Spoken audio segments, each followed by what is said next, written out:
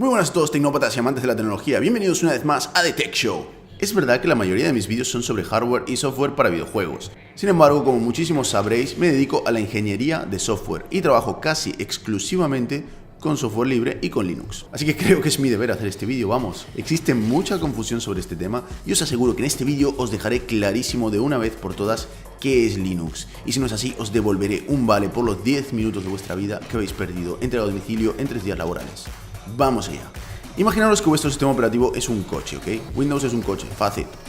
Tenemos 3 grandes competidores. También tenemos otros más pequeñitos, pero son menos conocidos y los vamos a ampliar de momento.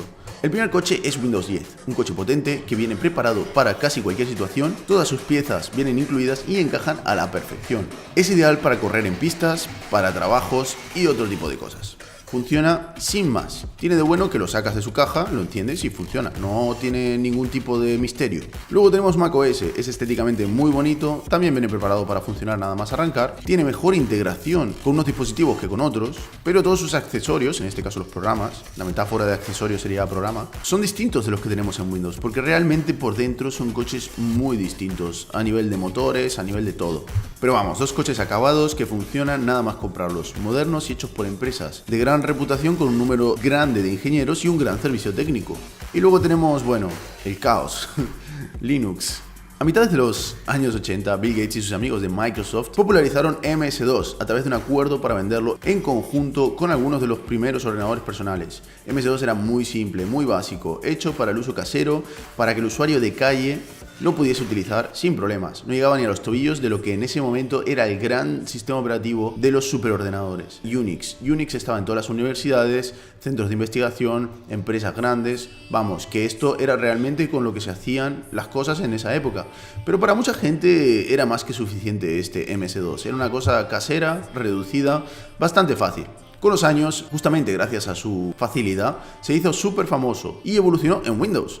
El motivo por el cual Windows tuvo tantísimo éxito es porque Microsoft supo hacer negocios con los fabricantes de ordenadores personales enfocados al uso casero y estos ya venían con Windows instalado. Entonces, es verdad que Windows está en todos lados hoy en día, es omnipresente. Todos aquellos que no han vivido en un búnker o fuera de nuestra sociedad moderna en los últimos 30 años lo conocen, pero hay un mundo desconocido, un mundo de servidores donde ocurren todas esas cosas que los comunes usuarios no entienden y que a simple vista parece magia. Por ejemplo, te podrías preguntar, ¿sabes cómo funciona YouTube? ¿Sabes qué hay detrás del vídeo que estás viendo? Entre los sistemas operativos más eficientes y estables y sobre todo más populares, largamente usados en las entrañas y profundidades de la red, utilizado por las grandes empresas que tanto entretenimiento nos proporcionan e incluso por los hackers, desde penetrar un servidor de gobierno hasta controlar un ejército de ordenadores zombie para provocar un ataque DDoS. Incluso simplemente para hackear una señal wifi o tu mismo móvil. No existe herramienta mejor que Linux. Y está por todas partes. En los años 70 muy pocas personas tenían acceso a los coches, básicamente unos pocos programadores privilegiados que trabajaban en los centros de investigación. Richard Stallman, un hippie estudiante del MIT, era uno de ellos. Uno de los primeros coches de esa época era Unix, que ya lo he mencionado antes. Este coche fue creado prácticamente a la vez que el lenguaje de programación con el que está hecho, C. Seguro que los que habéis estudiado informática os suena C. O a lo mejor lo estáis estudiando y soñáis con él todas las noches, pero que sepáis que es un lenguaje muy importante. Este coche fue usado durante muchísimos años en universidades, en centros de investigación, grandes empresas y ese tipo de entornos. La licencia era exageradamente cara y unos pocos privilegiados tenían acceso a él. Estamos hablando de una época en la cual la gente no conocía, no tenía coches en su garaje. Era algo absurdo pensarlo. ¿Para qué alguien iba a necesitar algo así? Solo las grandes empresas y las universidades tenían este tipo de sistemas. Stallman, junto con otros genios de la época, eran los pocos que sabían de coches.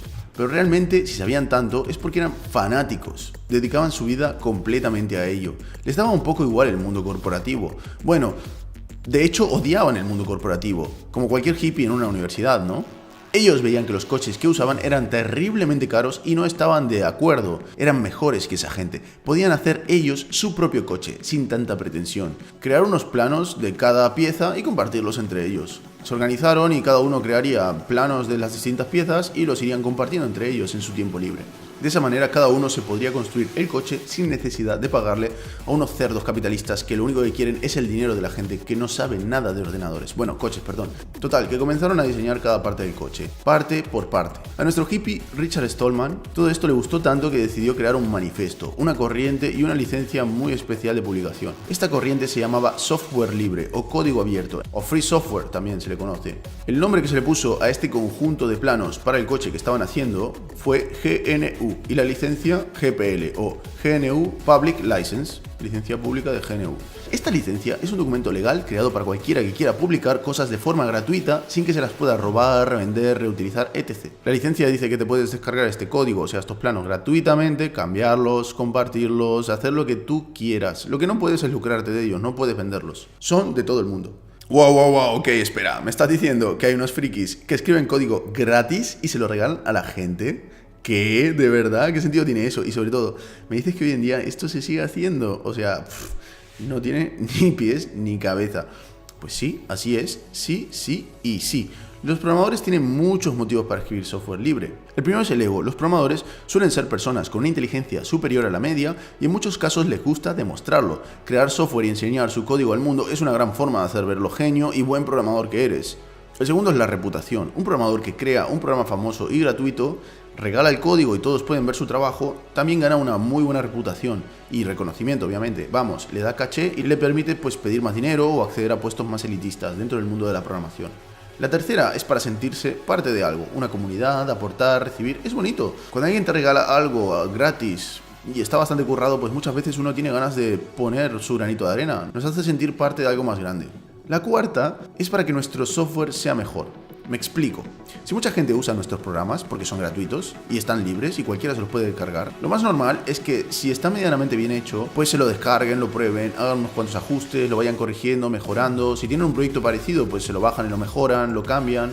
Por lo cual, si tu software es abierto, ya no solo trabajas tú en él, sino que hay una comunidad detrás. Conclusión, un ejército de programadores y testers, entre comillas, gratis. Habiendo dejado claro por qué un programador iba a trabajar gratis, sigo con lo de antes. Hippies Universidad. Crean piezas alternativas a Unix gratuitas hechas por ellos. Y bueno, llegó un punto que lo tenían bastante maduro, pero faltaba la parte más importante, el motor.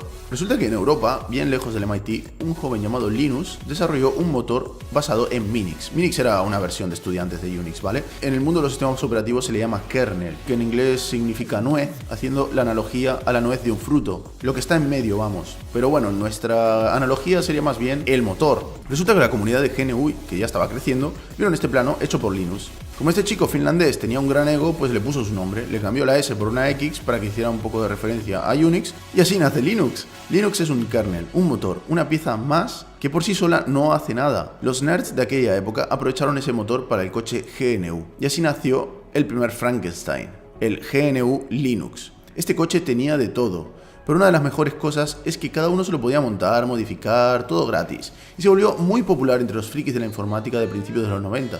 Lo mejor que tiene Linux, además, es que sus creadores pensaron lo siguiente. Mientras las grandes empresas trabajan en equipos para crear un coche único donde todo está unido y funciona de una manera específica, nosotros vamos a pensar y trabajar cada uno en piezas distintas, pequeñitas. Estas piezas pequeñas pues pueden ser reutilizables, ¿no? Como por ejemplo una serie de válvulas que pueden ser utilizadas para el sistema hidráulico del freno y la misma para el sistema de refrigeración del motor, por lo cual son válvulas genéricas, digamos, son reaprovechables. Cualquiera que necesite crear una pieza nueva, básicamente intenta reaprovechar las piezas que ya existen. Por lo cual todo sería más ameno, más fácil, mejor testeado, por lo cual GNU Linux estaba hecho a trocitos, piezas pequeñitas y cada una se encargaba de una cosita. Esta era una cuestión filosófica realmente, fue como ellos decidieron hacerlo para que pudiera funcionar. Recordad que no eran grandes equipos, sino gente común y corriente que en su rato libre diseñaba estos planos para compartirlos. Cada uno ponía su granito de arena. Y aquí, señores, viene la primera diferencia básica entre el mundo del software libre y el mundo del software propietario. En el software propietario, como nuestro coche Windows o nuestro coche Mac, cuando se hace un programa o una funcionalidad, se la piensa como una solución completa que hace todo, que tiene muchas funcionalidades y que soluciona la gran mayoría de problemas que tiene un usuario. Esto ocurre porque ellos, obviamente, lo que quieren es que tú uses sus coches. Cuanto más completos, más te gustarán, y esto es genial para usarlo. Sin embargo, en el software libre, donde todo está hecho en base a colaboraciones de pequeños grupitos de programadores, mejor que cada uno haga una partecita cerrada y se compartan. Primero porque no es una jerarquía, nadie manda. Si todos trabajaran en lo mismo sería un caos y la pelea sería continua. Y luego que es muy difícil depender de otras personas que quizás están en otra parte del mundo y sobre todo pueden desaparecer de un día para el otro, ya que nadie les obliga a seguir trabajando. Por lo cual el software libre, el mundo de Linux, es un caos de pequeñas herramientas, librerías y piezas de software, que cada una hace cosas distintas, a veces una sustituye a la otra, hay 1000 variantes para cada cosa. Y cada uno decide cuál usar, según la que le vaya mejor o cuál le gusta más. La idea es, si no te gusta cómo funciona esto, pues lo cambias por otro o te creas tu propia pieza incluso, y eso sí, compártela. Ok, recapitulemos. Un grupo de privilegiados con acceso a ordenadores en los 70 empezaron a hacerse sus propias herramientas y piezas, como forma de rebelión hacia el mundo corporativo que se aprovechaba de las entidades con precios abusivos. Esto se popularizó, se descontroló en los siguientes 20 años, como si fuera una especie de club de la lucha, pero de trabajar gratis y compartir tu trabajo con el mundo. Al final lo que tuvimos fue un caos tremendo de cosas que la mayoría de gente no sabía ni por dónde coger. Realmente requería muchos conocimientos y tiempo ensamblarte tu propio coche. Y seguimos con la analogía, recordad, coche es sistema operativo. Así que ciertas personas dijeron, bueno, pues yo tengo mi coche aquí montado, me llevó tiempo, trabajo, elegir cada una de las piezas y confeccionarlas juntas, le he dedicado mi tiempo y el resultado al final es muy bueno. Pues mira, casi que puedo compartir esta forma de montar el coche, este conjunto de piezas atados con un lacito, pues lo voy a compartir con el mundo. Así nacieron las distribuciones o distro. Las distribuciones son realmente recopilaciones de software listas para instalar en tu ordenador. Las primeras estaban hechas por gente que simplemente tenía su propio cóctel de cientos de programas montados y funcionaba. Así que lo compartía con los demás. Hoy en día las distribuciones han evolucionado tanto que parecen sistemas operativos distintos y completos. Ubuntu quizás es el más popular. Ojo, Ubuntu es una distribución de Linux. Todo lo que contiene está programado por cientos de personas distintas y recopilado. Ubuntu es una recopilación de software. Ellos cogen estos planos de las piezas, se aseguran que todos funcionen bien juntas y le dan una capa de pintura. Es un trabajo bastante grande, desde luego, pero no deja de ser eso, una recopilación. Todo ese software que está incluido dentro de Ubuntu es software libre hecho por millones de personas alrededor del mundo. Esto realmente en los últimos años se ha convertido en un negocio. La distribución más famosa que se convirtió en un negocio muy rentable ya desde los años 90 fue Red Hat, que hoy en día ya directamente es de pago. Básicamente una serie de programadores dijeron, oye, montamos una distribución, nos aseguramos de que todo funciona al detalle, todo pulido y funcionante.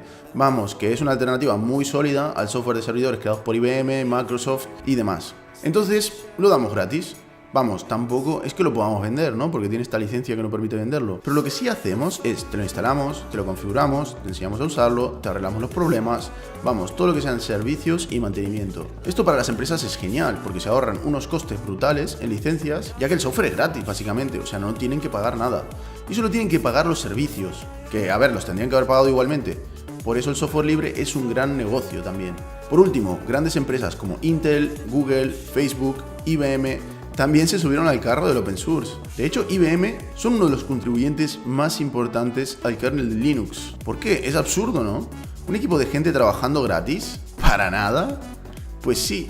Y tiene su sentido realmente. Esto es porque en su momento IBM vio el gran éxito de Linux, vio que millones de personas en todo el mundo lo estaban mejorando y testeando cada día y decidió adoptarlo. Como es ilegal adueñarse del código y o venderlo, pero a la vez IBM necesita que Linux tenga una cierta calidad para que sus ventas sean todo lo buenas que tienen que ser, IBM programa gratis para mejorar Linux.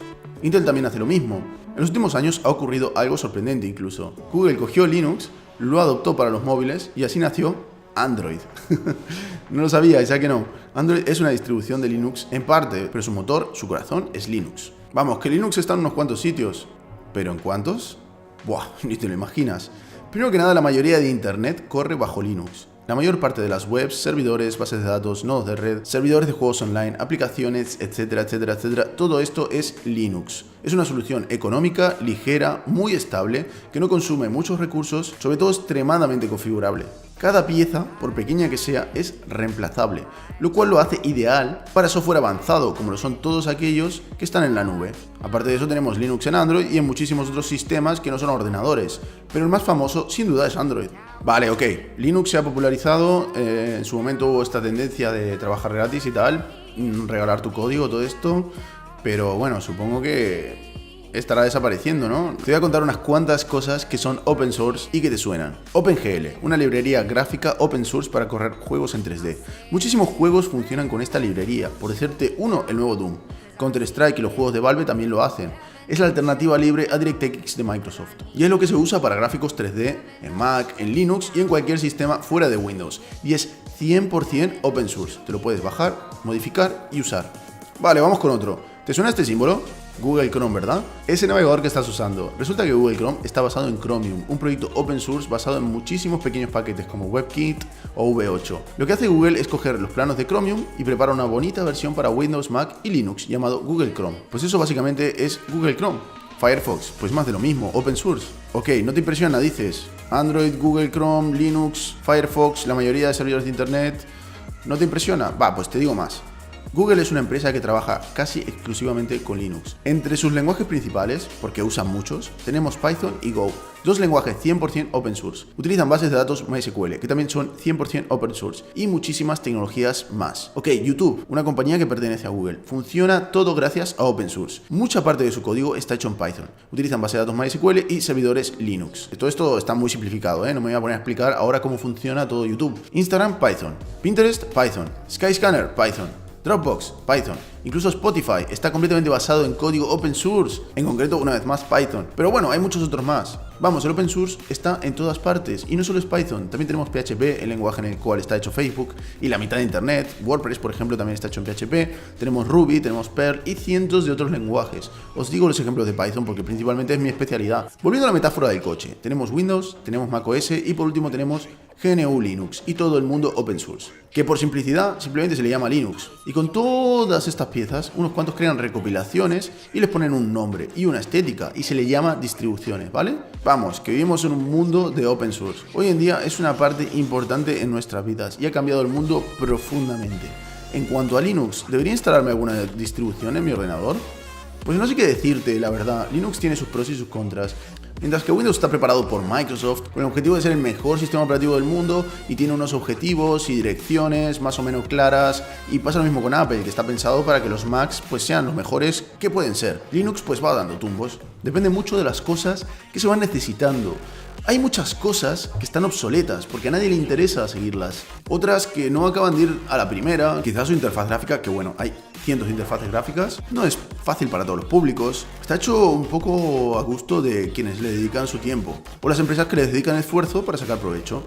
Pues nada chicos, eso es todo. Si os ha gustado este vídeo me gustaría que me lo dijerais, porque en tal caso haré una segunda parte explicando cómo tengo Linux configurado en mi portátil, qué herramientas uso, cómo programo y todas esas cositas. Así también entendéis mejor cómo funciona, qué podéis esperar de él y bueno, cosas un poquito menos abstractas, ¿no? Ver un poco la estética, ver cómo funciona, etcétera, etcétera. Si os ha gustado este vídeo, manito para arriba, seguidme en Twitter, dejadme un comentario, dadle a like y yo que sé, alguna cosita más que se os ocurra antes de iros. Y nos vemos en el próximo vídeo. ¡Hasta la próxima!